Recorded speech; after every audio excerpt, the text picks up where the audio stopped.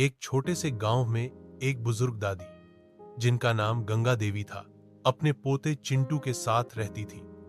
गंगा देवी के बेटे बहू शहर में नौकरी करते थे और चिंटू को गांव में पढ़ाई और परवरिश के लिए दादी के पास छोड़ गए थे।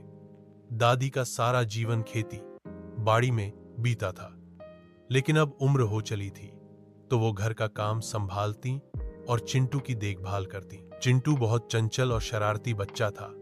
उसे मोबाइल, टीवी और खेलों में बहुत रुचि थी, लेकिन पढ़ाई से दूर भागता था।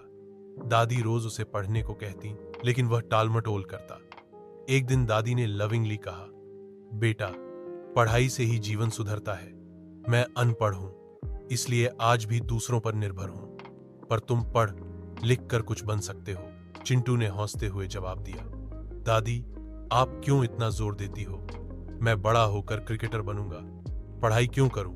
दादी मुस्कुराई और बोली, जो क्रिकेटर बनते हैं वे भी पढ़े लिखे होते हैं। बिना पढ़े तुम्हें दुनिया कैसे समझ में आएगी? और अगर तुम हार गए तो क्या करोगे? यह बात चिंटू के दिल को छू गई। दूसरे दिन दादी ने एक अनोखा तरीका अपनाया। उन्होंने चिंटू को खेत ले जाकर बीज बोने को कहा। चिंटू थक गया और बोला, दादी, ये बहुत मुश्किल है। दादी ने समझाया, बेटा, जैसे बीज बोते हैं और समय देकर मेहनत करके फसल मिलती है, वैसे ही पढ़ाई में भी समय और मेहनत चाहिए, तभी फल मिलता है। अब चिंटू को बात समझ आने लगी थी। उसने पढ़ाई में ध्यान देना शुरू किया।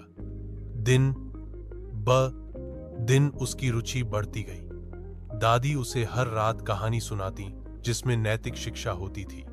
वह न केवल पढ़ने लगा, बल्कि स्कूल में अच्छे अंक भी लाने लगा। समय बीता, चिंटू बड़ा हुआ और एक शिक्षक बन गया। शहर में नौकरी मिली, लेकिन वह अपनी दादी को नहीं भूला।